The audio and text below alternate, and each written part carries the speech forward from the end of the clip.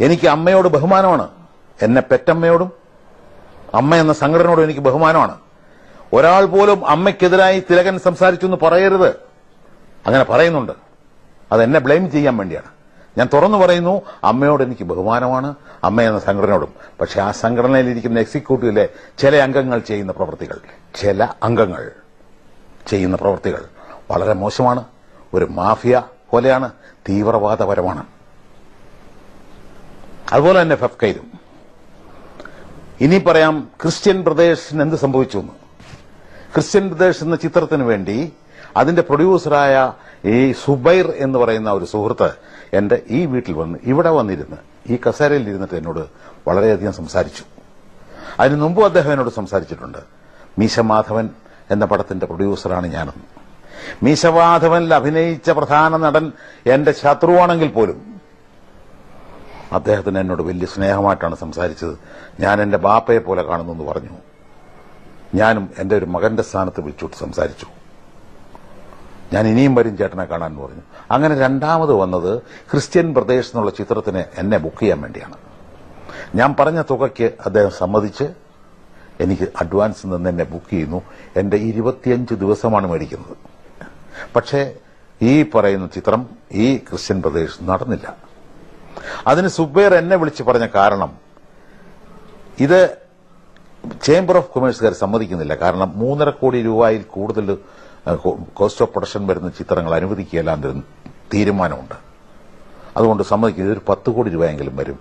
ഇതിൽ മോഹൻലാലും ദിലീപും പിന്നെ വേറെ ചിലരൊക്കെ അഭിനയിക്കുന്നുണ്ട്. തമിഴ് നടനായ ഒരു അർജുൻ അഭിനയിക്കുന്നുണ്ട്. എന്റെ കൂടെ അഭിനയിച്ചിട്ടുള്ള ആളാണ്. അതുകൊണ്ട് ഇവരുടെ അച്ഛനായിട്ടാണ് ചേട്ടൻ അഭിനയിക്കേണ്ടത്. ചേട്ടനല്ലാതെ മറ്റൊരാളെ ഞാൻ കാണുന്നില്ല, മറ്റൊരാളില്ല എന്ന് വ്യക്തമായിട്ട് സുബൈർ എന്റെ വീട്ടിലിരുന്ന് എന്റെ കൂരയ്ക്ക് താഴെ ഇരുന്ന് പറഞ്ഞാണ്. എന്തുകൊണ്ട് ഈ സുബൈർ എന്നെ മാറ്റി?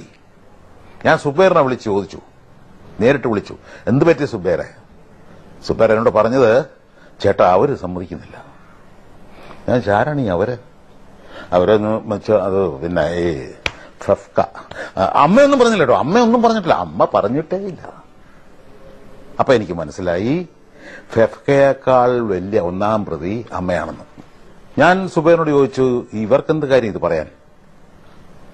ഈ ഫെഫ്കയ്ക്ക് എന്ത് കാര്യം ഇത് പറയാൻ?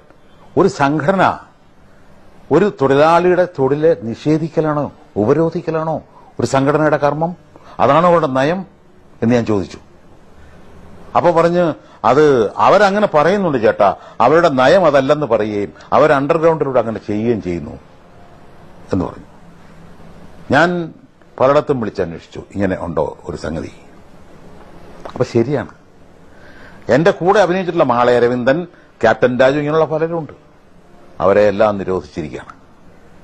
അവരെ ഒന്നും ഇനി മലയാള ചിത്രത്തിൽ അഭിനയിപ്പിക്കരുതെന്ന് നമ്മളുടെ ഇപ്പോഴുള്ള സൂപ്പർ സ്റ്റാറിൽ ഒരാൾ പറഞ്ഞു. അദ്ദേഹത്തിന്റെ പ്രസ്റ്റീജ് ഇഷ്യൂ ആണ് പോലും. അദ്ദേഹത്തിന്റെ പ്രസ്റ്റീജ് ഇഷ്യൂ. അപ്പം ഇവിടുത്തെ മലയാള സിനിമ എന്ന് പറഞ്ഞാൽ ആ സൂപ്പർ സ്റ്റാർ എന്നർത്ഥം. പണ്ട് രാഷ്ട്രീയക്കാർ പറഞ്ഞല്ലേ, കരുണാകരൻ എന്ന് പറഞ്ഞാൽ കോൺഗ്രസ് എന്ന് പറഞ്ഞാൽ കരുണാകരൻ എന്ന് പറഞ്ഞുണ്ടാക്കിയതുപോലെ മലയാള സിനിമയിൽ ഇനി അഭിനയിക്കേണ്ടെന്ന് 2 പ്രാവശ്യം തീരുമാനിച്ചാണ്. അപ്പോഴൊക്കെ പ്രേക്ഷകരുടെ കത്തും മറ്റുള്ള ചില പ്രേരണയാണ്, ചില പുരസ്കാരങ്ങൾ കിട്ടിയത് കൊണ്ടാണ് ഞാൻ വീണ്ടും നിന്നത്. ഇപ്പോഴും ഞാൻ ആ വക്കത്ത് നിൽക്കുകയാണ്. മലയാള സിനിമയിൽ നിന്ന് ആത്മഹത്യ ചെയ്യാൻ ഞാൻ തീരുമാനിച്ചിരിക്കുകയാണ്. ഞാൻ പലരെയും വിളിച്ചു ചോദിച്ച കൂട്ടത്തിൽ ഞാൻ ഈ ഫെഫ്കയുടെ ജനറൽ സെക്രട്ടറിയെ വിളിക്കാൻ പ്ലാനിട്ടു. പക്ഷെ അദ്ദേഹത്തെ എനിക്ക് വലിയ പരിചയമില്ല. അദ്ദേഹം ഒരിക്കൽ നേരറിയാൻ CBI എന്നുള്ള ലൊക്കേഷൻ വെച്ച് എന്നെ ഇങ്ങോട്ട് ഒന്ന് പരിചയപ്പെടുകയും ഞാൻ ആവശ്യപ്പെടാതെ എനിക്കൊരു ക്യാരക്ടർ എഴുതാൻ പോവാണ്, ഈ ക്യാരക്ടറിൽ ചേട്ടനല്ലാതെ മറ്റൊരാൾ അഭിനയിക്കാൻ നിൽക്കത്തില്ല എന്ന് വരെ പറഞ്ഞ ആളാണ്. പിന്നെ അദ്ദേഹത്തിന്റെ മുഖം മാറിയതായിട്ട് ഞാൻ പലരും പറഞ്ഞു കേട്ടു. ഞാൻ വിനയൻ എന്ന് പറഞ്ഞ സംവിധായകന്റെ പടത്തിൽ അഭിനയിച്ചതാണ് അവർ പറയുന്ന കുറ്റം. വിനയനെ സംബന്ധിച്ച് പലർക്കും വിപരീത അഭിപ്രായം ഉണ്ടാകാം. അദ്ദേഹം കുറ്റക്കാരനാണെന്ന് പറയുന്നവരുണ്ടാകാം, അല്ലെന്ന് പറയുന്നവരുണ്ടാകാം. അതെനിക്ക് പ്രശ്നമല്ല, അത് തെളിയേണ്ട കാര്യമാണ്. വിനയന്റെ പടത്തിൽ തിലകൻ അഭിനയിക്കരുത് എന്ന് പറയാൻ ആർക്കാണ് അവകാശം? ഞാൻ പ്രേക്ഷകരോട് ചോദിക്കുന്നു. അഭിനയിക്കരുതെന്ന് പറയാൻ പ്രേക്ഷകർക്കേ അവകാശമുള്ളൂ. എന്ന് നിങ്ങൾ തിലകൻ അഭിനയിക്കരുതെന്ന് പറയുന്നു, അന്ന് നിർത്താൻ ഞാൻ തയ്യാറാണ്. നിങ്ങൾ ഒരു കാര്യം മനസ്സിലാക്കണം, ഒരു നടന് തൊഴിലാണ് അവൻ അഭിനയിക്കുക എന്ന് പറയുന്നത്. പക്ഷേ കലയും കൂടാണ്, വെറും തൊഴിലല്ല. കല നമ്മുടെ സമൂഹത്തിന് ആവശ്യമാണ്.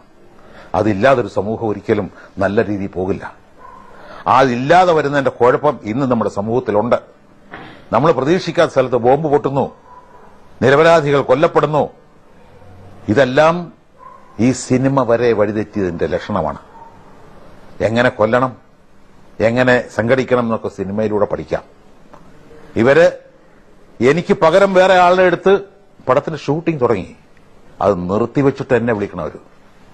എനിക്ക് പകരം എടുത്തത് എന്റെ ഒരു സുഹൃത്തിന്റെ മകനാണ്, എന്റെ ഒരു വലിയ സുഹൃത്തിന്റെ മകനാണ്. ആ മകനും എന്റെ സുഹൃത്താണ്, ഞാൻ അംഗീകരിക്കുന്ന നടനുമാണ്. പക്ഷെ അദ്ദേഹം പിന്മാറേണ്ടിയിരുന്നു. പണ്ട് സുകുമാരനെ ഇതുപോലെ അമ്മ വിലക്കിയപ്പോ എനിക്ക് ഒരു ചാൻസ് വന്നു, സുകുമാരൻ അഭിനയിക്കേണ്ടതാണ്. ഷൂട്ടിംഗ് തുടങ്ങി 2 ദിവസം കഴിഞ്ഞപ്പോൾ എന്നെ വിളിച്ചു. ഞാൻ ചോദിച്ചു, എന്താണ് ഇപ്പൊ വിളിച്ചത്? അത് എന്റെ പൊന്നു ചേട്ടാ ഒന്നും പറയരുതേ, ഞങ്ങൾ സുകുമാരൻ സാറിനെ ബുക്ക് ചെയ്താണ്, അദ്ദേഹത്തെ വിലക്കിയിരിക്കുക. ഞാൻ അവിടെ ചോദിച്ചു, പറഞ്ഞു ഞങ്ങളാരും വിലക്കിയില്ല, പക്ഷെ ഇവിടെ വിലക്കിയിരിക്കുകയാണ്. അങ്ങനെ അദ്ദേഹത്തിന് പകരം ഞാൻ അഭിനയിക്കാമെന്ന് ഞാൻ സമ്മതിച്ചിട്ട് ഞാൻ പറഞ്ഞു, സുകുമാരനെ ഞാൻ വിളിച്ചു ചോദിക്കട്ടെ, അത് കഴിഞ്ഞ് പറയാമെന്ന്. ഞാൻ സുകുമാരനെ വിളിച്ചു. അദ്ദേഹം എന്നോട് പറഞ്ഞത്, ചേട്ടൻ അഭിനയിച്ചു. ചേട്ടൻ ഇത് വിളിച്ചു ചോദിക്കാനുള്ള മനസ്സുണ്ടായല്ലോ എന്നാ.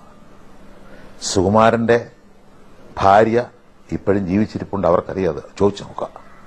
വിനയന്റെ പടത്തിൽ അഭിനയിച്ച ഒരു സുധീറുണ്ട്, ഒരു പുതിയ നടനാണ്, വളർന്നു വരാൻ ആഗ്രഹമുള്ളൊരു നടനാണ്. 30 ദിവസം വാങ്ങിയ അയാളുടെ ഈ ക്രിസ്ത്യൻ പ്രദേശത്തിലേക്ക് ജോഷി ഒരിക്കൽ അദ്ദേഹത്തിന് ഫോൺ ചെയ്തു. ജോഷി എന്ന് പറയുന്നത് ഞാൻ ബഹുമാനിക്കുന്ന, ഞാൻ ഇഷ്ടപ്പെടുന്ന സീനിയർ മോസ്റ്റ് ഡയറക്ടറാണ്. അദ്ദേഹത്തിന്റെ ഒരു ചിത്രം പോലും പിഴച്ചു പോയിട്ടില്ല, ഒരു ഷോട്ട് പോലും പിഴച്ചു പോയിട്ടില്ല. അത്രമാത്രം ഞാൻ ബഹുമാനിക്കുന്ന ആളാണ്. അദ്ദേഹം ഇയാളോട് ചോദിച്ചു, നീ വിനയന്റെ പടത്തിലുണ്ടോ? അദ്ദേഹം പറഞ്ഞു, ഉണ്ട് സർ. പ്രശ്നമായല്ലോടാ. ജോഷി പറഞ്ഞാണ്. ജോഷി ആരെ ഭയപ്പെടുന്നു? എനിക്ക് മനസ്സിലാകുന്നില്ല. ഒരു സംവിധായകനോടെ ഭയപ്പെടണോ ആരെങ്കിലും? ഒരു കലാകാരനാണ് സംവിധായകൻ. കലാകാരന് സ്വാതന്ത്ര്യം വേണം, മാനസികമായ സ്വാതന്ത്ര്യവും അല്ലാത്ത സ്വാതന്ത്ര്യവും വേണം. ഇന്ത്യൻ ഭരണഘടനയെ പറഞ്ഞ സ്വാതന്ത്ര്യം വേണം. ആരെങ്കിലും ഭയപ്പെട്ടൊരു പടം ചെയ്യാൻ ഒക്കില്ല. പടം ചെയ്യുന്നവൻ ഭയപ്പെടാതെ ചെയ്യണം. ആ ജോഷിയാണ് ചോദിച്ചത്, നീ വിനയന്റെ പടത്തിൽ അഭിനയിച്ചൂടാ? പ്രശ്നമായല്ലോ.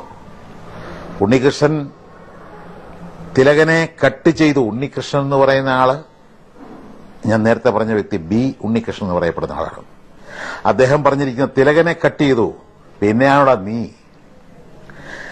ചുറ്റുപാട് നടക്കുന്നൊന്നും നീ അറിയുന്നില്ലടാ എന്ന്. ഞങ്ങളിതൊക്കെ തീരുമാനിച്ചിരിക്കുക. ഫെഫ്കയുടെ ജനറൽ സെക്രട്ടറിയാണ് ഈ പറഞ്ഞിരിക്കുന്നത്. ഞാൻ അറിഞ്ഞതാണ്, പറഞ്ഞോ ഇല്ലെന്ന് എനിക്ക് അറിഞ്ഞുകൂടാ കേട്ടോ. ഇനി ജനറൽ സെക്രട്ടറി എന്റെ മെക്കെട്ട് കയറാൻ വരരുത്. വന്നാൽ എന്നെ കൊണ്ട് പറ്റുന്ന പോലെ ഞാനും നോക്കും. അദ്ദേഹം പറഞ്ഞിട്ടുണ്ട് ശാരീരികമായി നേരിടുമെന്ന്. അത് എനിക്കും അറിയാം, ശാരീരികമായി നേരിടാൻ. അത് സംസ്കാര ശൂന്യതയായതുകൊണ്ട് ഞാൻ പറയാം, എന്റെ മെക്കെട്ട് കയറരുത്. ഇന്ദ്രൻസ് എന്ന് പറയുന്നൊരു നടനുണ്ട്. അദ്ദേഹം ഒരു നല്ല കോസ്റ്റ്യൂമറായിരുന്നു പണ്ട്.